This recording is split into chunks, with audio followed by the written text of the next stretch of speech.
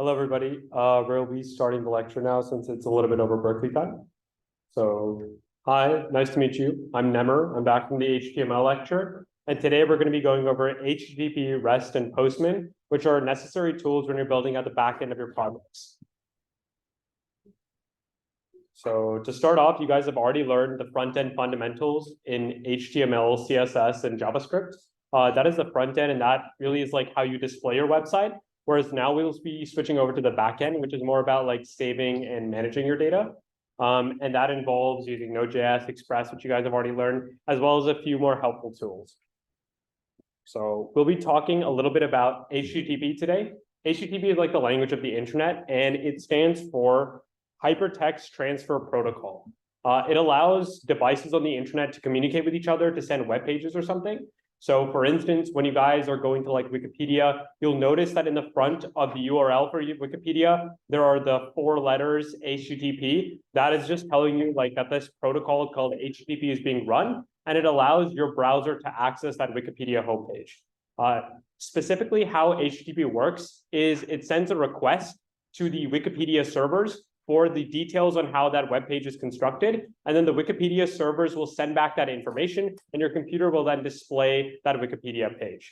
Usually, when you make this request, the response you get back from the server will be like some HTML code, which then your computer knows how to display on its screen. So then you'll just see that on your screen.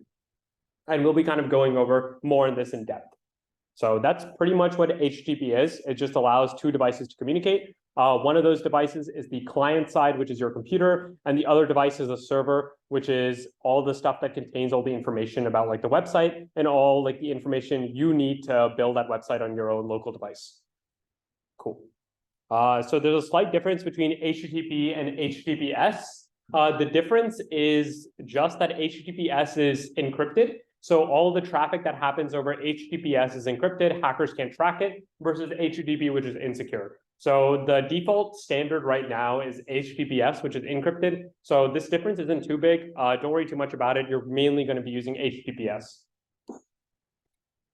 And some key requests you can make with HTTP. So this is like your computer asking a server for some information. Some of these types of requests you can make include the get, post, put, and delete requests. The get request is getting some information. You guys have probably already worked with this a little bit or seen like how it works, but just more formalized, it just allows you to get a little bit of information. And it happens implicitly when you type in HTTPS in your browser.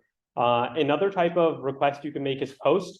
Post allows you to create new information on a web page. So for instance, when you guys are buying something on Amazon, that's basically a post request, because when you click post or when you click buy this order, Amazon will send that information to its servers, showing like how your user profile has bought like some piece of equipment. So that's creating like a new piece of information, which is that X person has bought this equipment or whatever it is. Another command is put. Put takes like an existing piece of information and just replaces it. So this could be like, if you want to update your user profile and you want to change your name, for instance, that would be an example of a put request. And the final is delete. Delete is getting rid of existing information on your browser. So if you like want to get rid of maybe a previous order you made on Amazon, that would be an example of a delete request. And there is one more major form of request, which is called patch. Patch is similar to put in the fact that it's like updating existing information, but rather than replacing it, it's just changing some small thing about it. These are like the main 5 HTTP requests, and you'll be using them a lot when you're building your backend servers. So here's like kind of like a short demo of exactly how it works. So here we have this database called /books. And then when I click next, when I get the books, it'll show all the books in the database. When I delete a specific book ID, that book ID is now gone. And then I can also post a new book or a book ID that'll create a new book in my database. And then I can take that existing book ID that I just made and I can replace it with something else through the put command. And then finally, I can get that new replaced book ID through the get command. And here are different responses you can get. So just a bit of a clarification. Response is the details the server sends back to you when you make a request. A request is what your computer makes when it's asking for some information. So a response is the response back to that request. And here are 5 different categories of responses you can get, which is really important when you guys are building your applications out.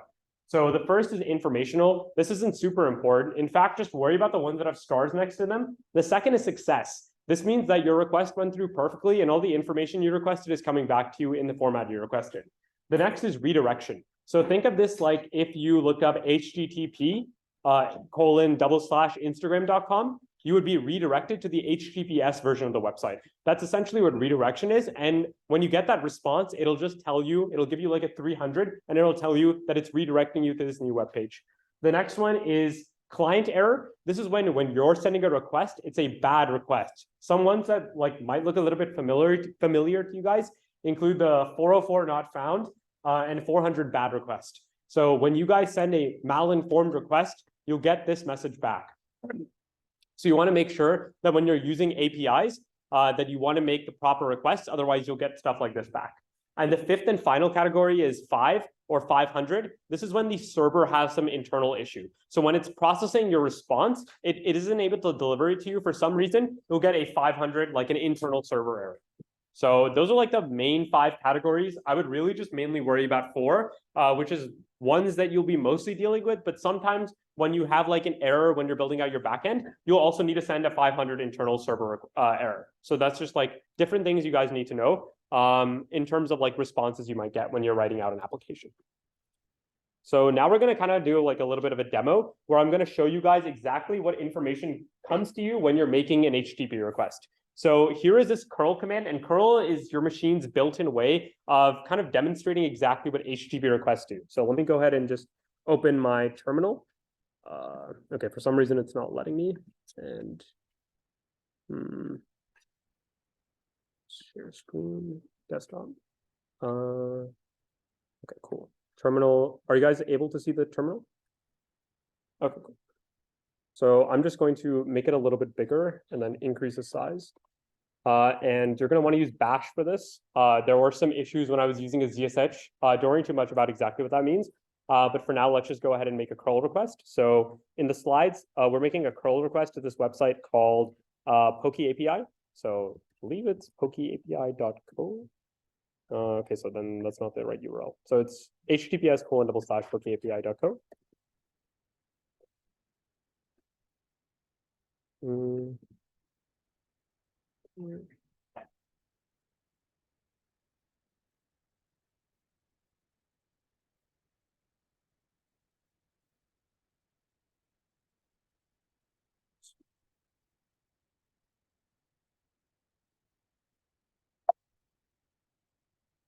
So there we go. So I made a curl request to this website called pokyapi.co. And at the bottom, you can kind of see it's giving me a bunch of HTML and JavaScript.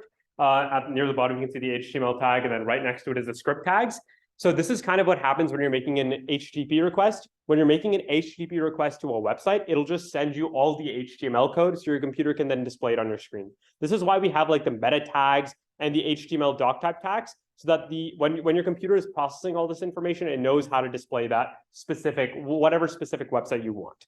So this is an example of like making an HTTP request. Now let's try making like a more specified HTTP request, which will be on the slides. And it was just like curl https://pokyapi.co/API/v2/ So here's like a curl command to a specific page on this website, which contains information about the Pokemon called Ditto. And as you can see, you get like all this JSON data about the Pokemon Ditto. So specific applications will return you HTML in some instances and then JSON in other instances. And you guys, when you get JSON back, that's what you really want to process. And if you guys are using like other websites to get some information, this is what you want, so then you can get the exact information you want. So here's like an example of using an HTTP request to get JSON, and we'll talk a little bit more about why that's more relevant later on. Let me just open the slides back up. Yeah, so that's just curl requests. It just shows you exactly what the HTTP requests are. And here's like the anatomy of a request. So in the beginning, you have your protocol, which in this case is HTTP. Then right after that, you have the domain name. So in this case, this is an example, but it's like www.packetpub.com. This is pretty similar syntax to what you guys have normally seen. And then after that, you'll have the resource/file path. So that's like the specific content you want like where it is in the web page. So like a domain will have a number of pages on it. If you want to get information from a specific page, you'll have to put the resource/file path. And the most important thing you guys need to know is this part right after called the query string. What the query string basically is it allows you to kind of filter through that web page to get the exact information you want. So in this case, let's say I want like this ID of 1 and topic of 2. It'll get me the information only pertaining to that query string. Are there any questions about like the HTTP requests or anything I've gone over so far in this lecture? Cool. Then I'm just going to give like a demonstration of how like the query kind of string works. So let's go ahead and make a curl request the exact same link, but instead of making it to Ditto, this time let's make it to let's try to get all the Pokemon. So the way we do that is it's kind of, if you go to the API website, it's in there. You go ahead. Can I see your curl calls with using Python? Using Python. You don't need to use Python. Or how can I write code for the batch? Like what is the file? You can just use your terminal. So you don't need to code in a specific language. Curl is inbuilt to your terminal. So if you just run the curl command and a website on it, you'll be able to get that information. If I were to try to work on a project, then what type of file would I have to work? Yeah, so you can write your backend using curl with literally any language. You can write it in Django, which is built on Python, or you build like using JavaScript. There's a bunch of applications that do that as well. And in all those files, it's really just curl. But you normally don't use curl to build your backend. This is just to kind of give a demonstration of exactly what information you get when you're doing an HTTP request. Does that answer your question? Yeah. Okay.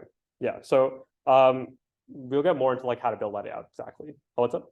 Could you use curl for other protocols? Which protocols are you thinking of?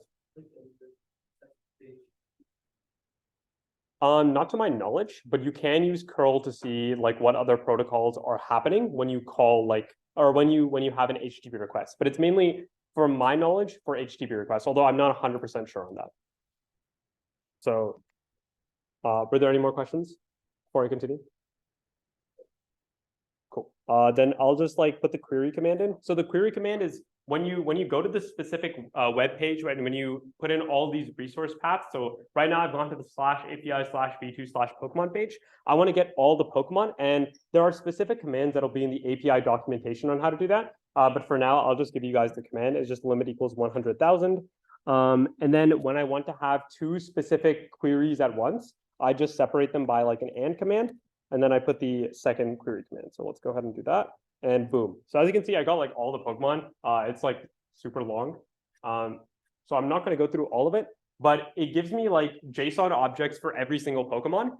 And I did that by having a query string to specifically collate all these Pokemon together. So that's basically it for like how this like curl request kind of works. And there's like a level above curl requests. And the way you do that is you just do curl, and then you can do -v. Oh, my bad. So there's a version of curl where it's verbose. It'll give you even more information than what you're getting right now. So curl -v https://API.co/API/v2/Pokemon. And as you can see, like I got more metadata on top of that. So at the bottom, here's like some little bit of information that I was not getting before. And then at the top, I get like some metadata about exactly how this application is running. So I get its server, for instance, Cloudflare, if that's relevant to me. I can get, if you go all the way up there, Express, X powered by Express, which is pretty interesting. So its backend is built using Node.js and then using Express as your client server. And then there's like a lot more information up there. If you scroll even further up, you'll see that we use HTTP/1.1 somewhere. I'm not exactly sure where. Oh yeah, HTTP2, my bad, on the second line. HTTP2 200. So it gives you like a bunch of really cool information that you can play around with. And really the relevance of curl and HTTP requests is just when you're trying to get information from other websites and then put it on your own website. So that's where like curl is really good. It helps you exactly see what's happening when you strike that website URL and what information you're getting. So it's really good. Like for instance, I think Vihan or somebody else, did this in the past couple of lectures where they went to LinkedIn and they got their follower account. A way to test if you're getting your follower account properly is to just use curl to make sure that the data you're getting is the ones you want. And then to figure out how to get your follower account out of the JSON object that's returned to you, you need to figure out which queries will get you that. So it's really useful for getting external information from different applications. And that's what curl is used to kind of see. Are there any questions about anything I've done in terms of curl-verbose, curl in general, or HTTP requests? Okay, solid. So then I'm just going to continue. Yeah, so when you make a HTTP request, this is kind of like what the server sees. Oh, I can finally do slideshow. Let's go. Okay. So when you make an HTTP request, this is what the server sees. So at the very top is your method. This is an example of a post method. So the server will see like this post method happening, and then it'll see the URI. The URI is a file path. So like after pokeapi.co, we put /API/v2/Pokemon. That would be our example of a URI. And then the HTTP version at the very end. So this is all information the server's seeing, not information that you directly give to the server. The server just kind of like when you're putting in the HTTP request, it just kind of does this all behind the back. And then you also have like the host, the connection, and the content type. Content type is super important. So in this case, it's application/JSON. And most of the time, the content type is determined by the server. So it's not you who gets to decide whether the content type is HTML or JSON. It is the server. So you have to play around with whatever data they give you. And then finally, at the very bottom, so this is a post request. So we're creating something new on this web page. And to do that, we need to provide some information or pass some information that we want to change or create. And in this case, we're passing like this name of a person and their specific age. So that's kind of like what the server sees when you're sending an HTTP request. And here's like a JSON object again. I don't know if you guys need a review of this, but just quickly, it's just like a dictionary in Python or a hash map or tree map in Java. So you have your keys and values, and the values can really be anything. They can be strings, integers. I don't know if JavaScript is doubles or floats, but it can have like arrays or other JSON objects. So it can just be a variety of things. Goes up. For curl requests? No, for JSON. I don't think so. I think for keys, you have to be consistent with what's your keys. Like you can't, if you have strings for the entire object, you can't change it to something else like integer or midway between. But don't quote me on that. I'm not 100% sure, and I'm kind of like rusty on this a little bit. But generally, they tend to follow the same format. Cool. That was a good question. Anybody else?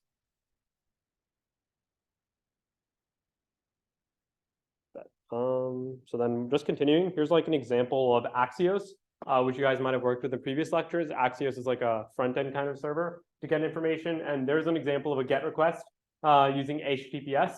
And then you get like a response, and then you post that response, and then you catch the error, and then you log the error. So this is like typical stuff that you'll even be doing. It's a very similar flow to our backend coding, which we're going to get more into next time. So you'll be seeing stuff like this. And today's lecture is really just to give you an idea of exactly why it's working and how it's working.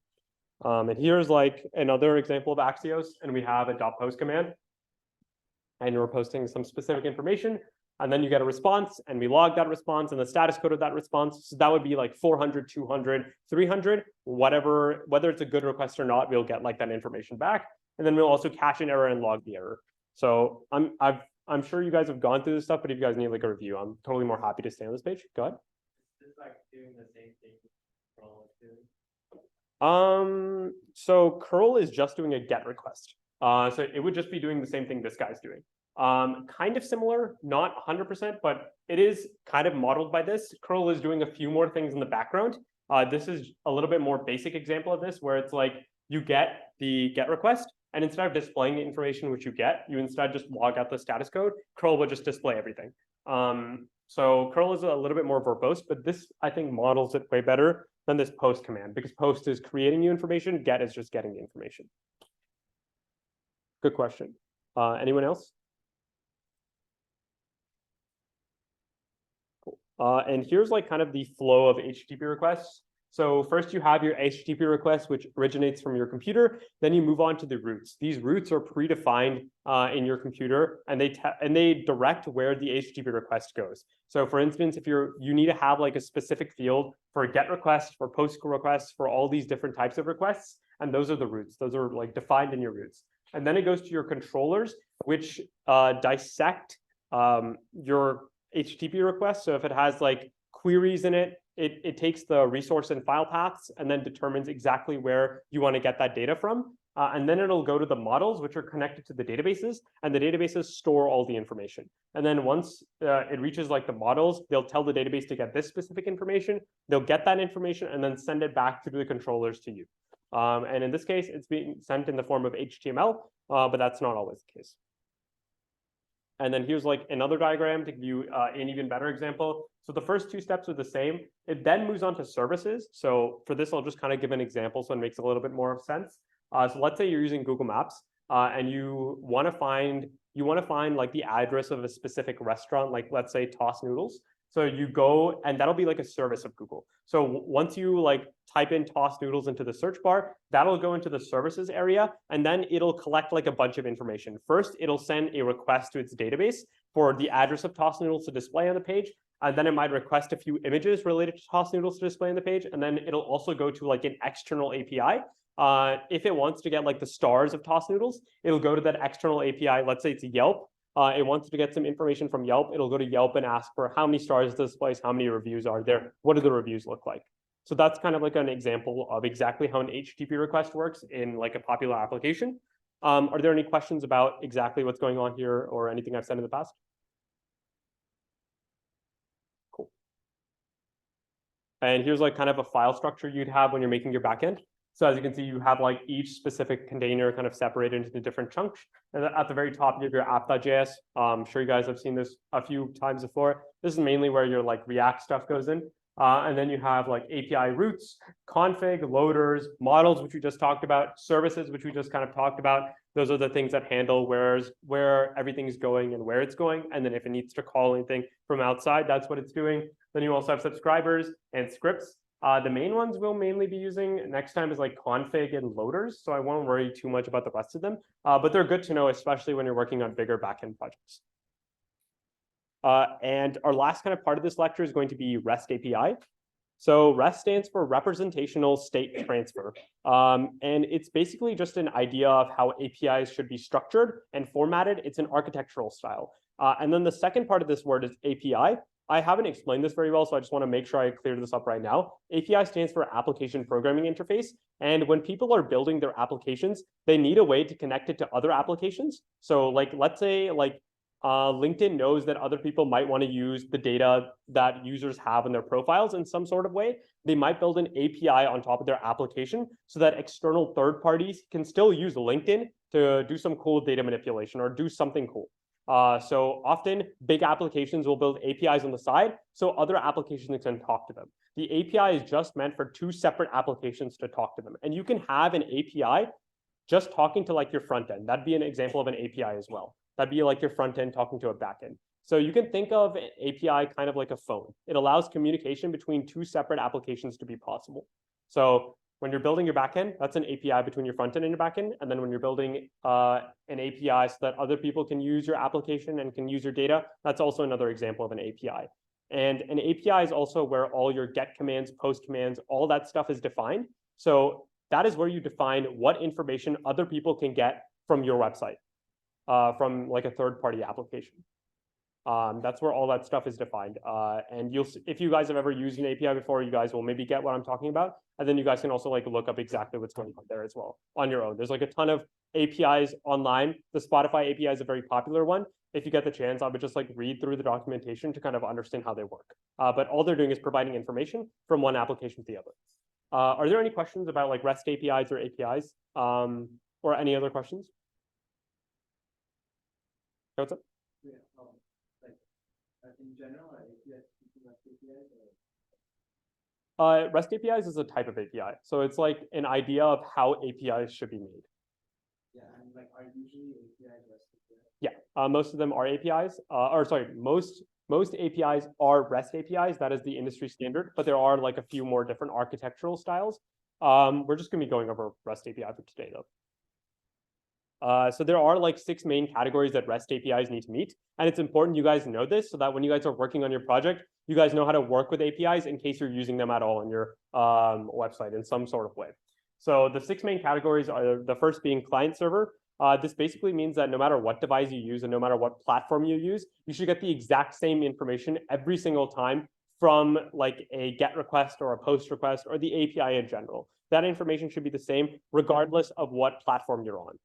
The next is stateless, and stateless is basically that every single time you send a request, it must contain all the information necessary in order for the request to be executed. So even if you're making like the same request 25 times, the server is not storing any information about who's making this request and why they're making it or what they're making it. They're not going to make you provide less information. You're going to have to provide that same amount of information every single time. So that could be, so usually they make, the main thing they make you like send every single time is something known as an API key. An API key is just a form of authentication to show that you're not a robot and you're not just spamming their API.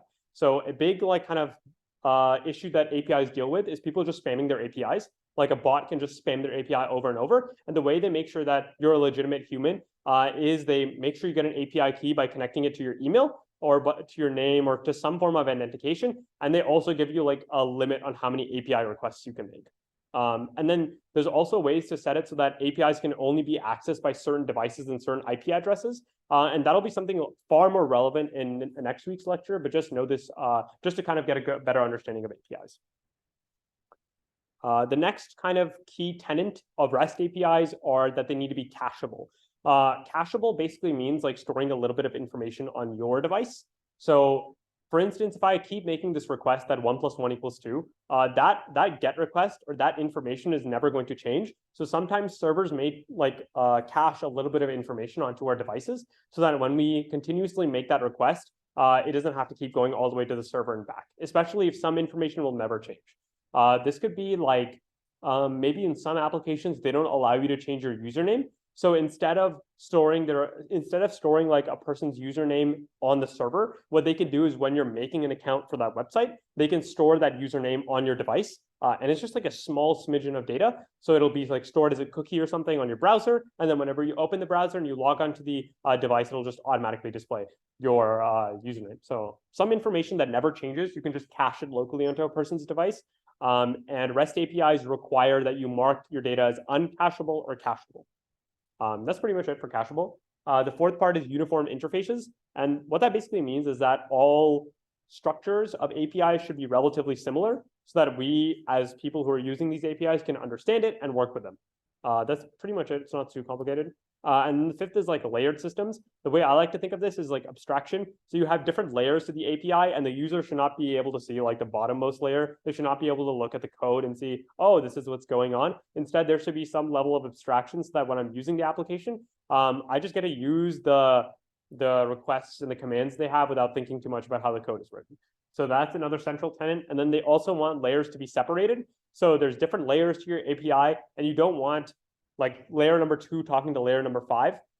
You want there to be like some clear structure to your app or your API. And that's like another central tenet of your API. And the last one is not so relevant anymore, but it's more so like about when you're downloading or executing code in the form of like applets or scripts. We don't do that at all anymore. So this part is like not super relevant, but it used to exist. Just worry about the first 5 for now. And that should give you like a good enough idea on how to use REST APIs whenever you're using them. Whether it be like in this app or future apps. And like the last part of this lecture is just going to be Postman. And what Postman is it's like an incredibly helpful tool to just see like for testing and validating different APIs. So it's like the curl request, except it's a much prettier application. So you get to see a lot more information and you also get to like break down exactly what information you're getting back and whether your like API requests are working at all in the first place. So this is just going to be like a pretty short demo. And that's going to be it for the lecture. So let me go ahead and open up Postman. So Postman is an app on your computer. You can download it from the App Store, or I think you can maybe use it in your web browser. But I would recommend downloading it. It's going to be really helpful when you're testing out your backend or testing out anything related to that. So here's like kind of how Postman looks. So let me just full screen this so you guys can see it a little bit better. Okay, so here is Postman. And how Postman works is at the very top. Yeah, at the very top you have why is it? Okay, there we go. At the very top you have the type of request you want to make. So it's a drop-down menu with get, post, put, watch, delete, a bunch of different ones. For now, we're just going to play around with get. We'll work more with post and all that stuff later. But here is like, and then right next to it, you put like a URL. So in this case, I put the Pokemon URL that we we're using before, and that has the query string already attached. So if I can go ahead and test out what happens when I send this request. And when I send this request, I get a bunch of JSON objects. But last time you guys remember in the terminal, it was like really chunky and there was way too much code and you couldn't really tell different JSON objects from different JSON objects. Postman separates it out for me and makes it look really nice so I can tell exactly what's going on and to make sure I'm getting the information that I want. So it looks like I'm getting the information I want, and I can keep scrolling and I'll look through all the Pokemon again. So that's great. And then up here, you also have your query parameters. So if you want to add new query parameters, it's really easy. You just check the box and then you call it whatever you want. I don't know any more query parameters and I don't think this thing has any more query parameters. So I'm going to hold off from doing that. But whenever you want to make more query parameters, if that's allowed, you can go ahead and do that. And once again, query parameters are just like filtering the data you get. So I get all this data, I can filter it. So I only want to have like one Pokemon or something like that. Then I can just make sure I do that. But yeah, that's pretty much it for Postman. There's a little bit more of some cool stuff that you can see. So if we go to, I forget where, but if we go to headers, there we go. If we go to headers, we can see like all like a laundry list of meta information that we're getting whenever we make like a GET request in this case. So I'm getting like the date, I'm getting the content type, which is really useful. So in this case, it's application/JSON. So whenever I'm processing that data, I can just know that it's a JSON object and then process it accordingly. And then I'm also getting powered by again. I'm getting a lot more information than I was getting with just the curl request. So like Postman is the updated version of that. And it's a much more powerful version of that, and it's also much nicer. So I'd recommend just using Postman to test out whether your backend is working. You can make GET requests to see if your like backend is running, your servers are running, if your node servers are running, whatever it is, you can use Postman to do that. So yeah, it's a pretty cool application. And as you can see, I'm working on another project right now. So I'm making like a bunch of requests to my own backend. So I made a GET request at localhost /:4000. And when I do that, I made it so that it logs out like a JSON object. And as you can see, like it's logged out a JSON object. So it's really convenient to test out my backend code without having to like open a server and then go into console log and see if that's working. So Postman, very good application, use it. And that's pretty much it. Are there any questions regarding what I've got in this lecture or any like questions from earlier on?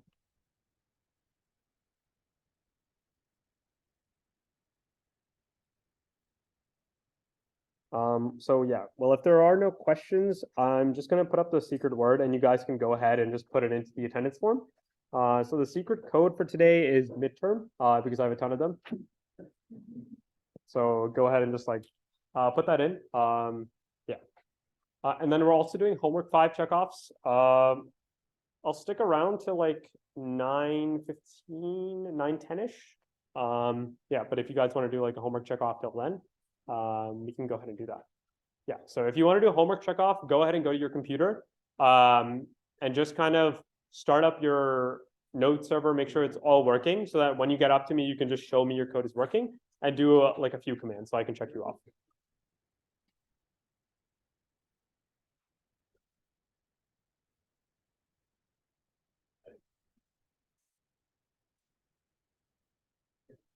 Yeah. Yeah, but once you guys fill out the secret code, and if you guys are not checking up homework 5 right now, you guys are more than free to leave.